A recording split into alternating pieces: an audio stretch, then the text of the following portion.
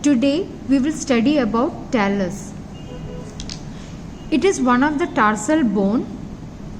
It is also called as ankle bone. It forms a connecting link between the bones of the foot and the leg. It is situated on the upper surface of anterior two-thirds of the calcaneum.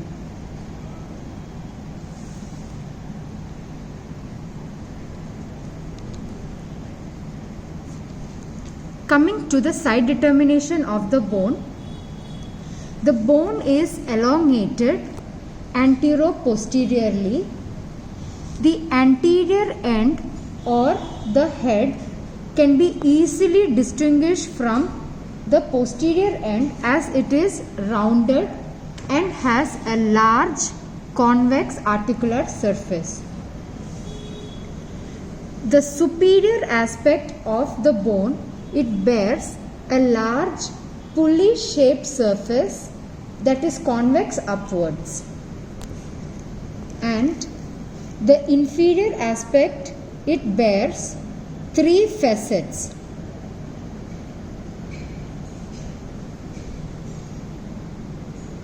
Also, the lateral surface of the talus, it bears a large triangular facet, while the medial surface shows a comma-shaped facet.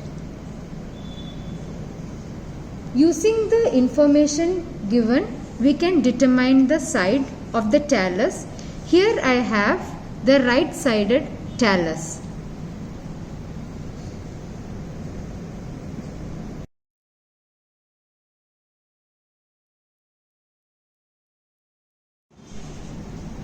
Coming to the features of talus, it has a head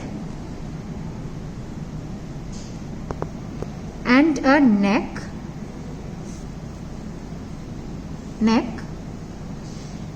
and the body. Let us look at the head in detail. It is directed forwards, medially and downwards. Its convex articular surface articulates with navicular bone in the front and below the upper surface of the sustentaculum tali of calcaneum. The unsupported lower surface of the head rests on plantar calcaneo-navicular ligament, otherwise called as spring ligament.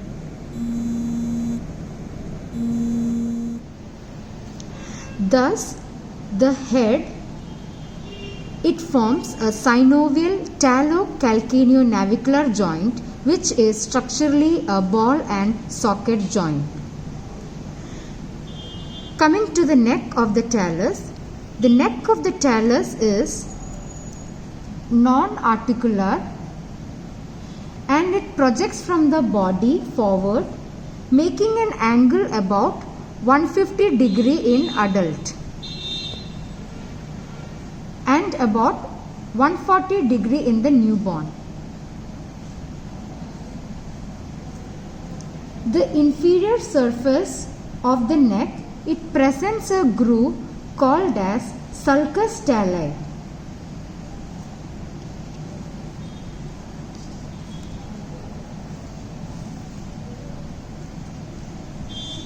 When faced with the corresponding groove of the calcaneum, it is converted into a oblique bony tunnel called as sinus tarsi.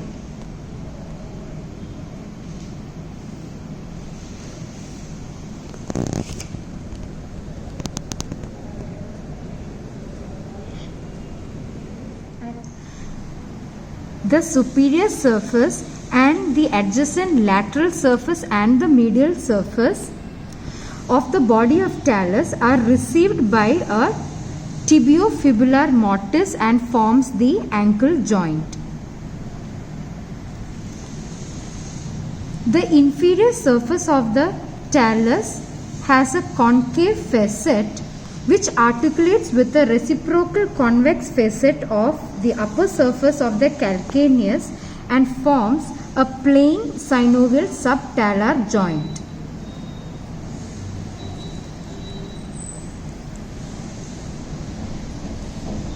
The posterior surface is marked by a groove which is bounded by a medial and posterior tubercle. This groove transmits the tendon of flexor hallucis longus. So this entire area is known as the posterior process. This was the lateral tubercle and this was the medial tubercle. And also remember, all the attachments of talus are ligamentous. There are no muscular attachments for the talus.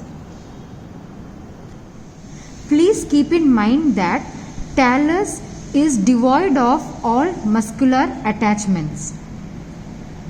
Talus articulates with 4 bones: tibia, fibula, calcaneus and navicular bone, and it forms 3 joints: supratalar joint or the ankle joint, subtalar or posterior talocalcaneus joint, or pretalar or talocalcaneo-navicular joint.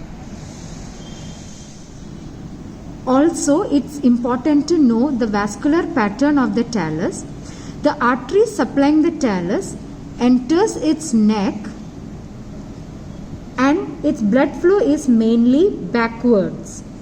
Hence, if there is any fracture across the neck of talus, it may be followed by non-union and avascular necrosis. Now we can summarize the talus bone one by one. Here you can see the superior aspect of the talus. So this is the head which articulates with the navicular bone.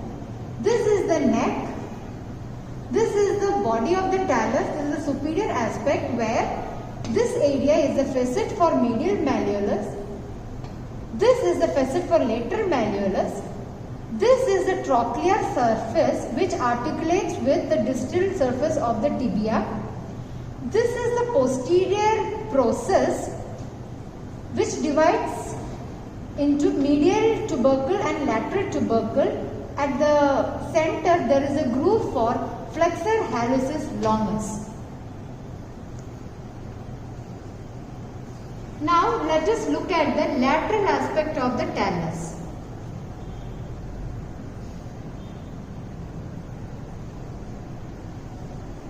So the lateral aspect of the talus consists of a triangular shaped area which is a facet for the lateral malleolus. This is the head which articulates with the navicular bone. This is the lateral tubercle. This is the posterior calcaneal facet.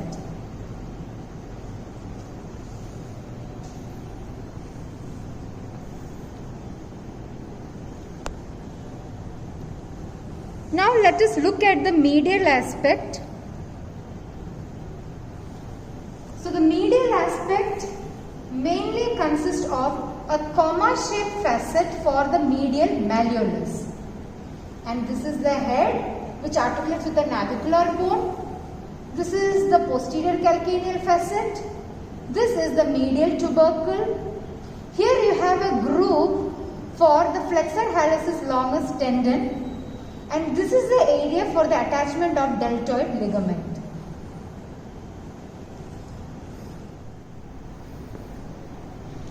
Now let us look at the inferior aspect of the talus bone. So the inferior aspect consists mainly of anterior, middle and posterior facets for the calcaneus. Here you have the facet for spring ligament. Here you have the groove for flexor hallucis longus tendon. This is the area of sulcus tali.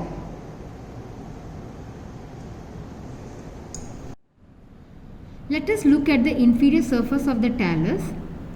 It has 3 facets for calcaneum. That is, this is the posterior facet for the calcaneus. Here is the anterior facet for the calcaneus. Here is the middle facet for the calcaneus. As you can see here, this is the facet for the spring ligament, and this is the sulcus tali. So all these anterior, middle and posterior, it articulates with the calcaneum like this.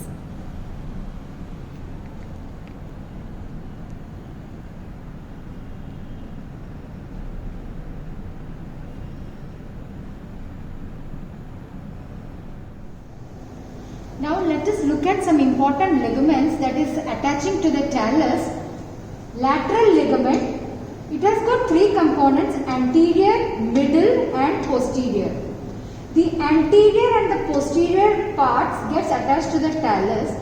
Here you can see the anterior talofibular ligament, which gets attached from the lateral malleolus to the neck of the talus.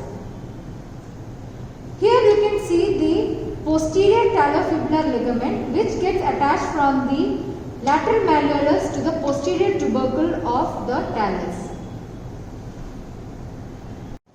Coming to the deltoid ligament, it is a strong triangular ligament seen on the medial side of the ankle. It has got superficial part and a deep part. The superficial part has got 3 components, that is the posterior fibers, the middle fibers and the anterior fibers. Here you can see the posterior fibers, that is the posterior tibio-talar ligament, which gets attached to the medial tubercle of the talus.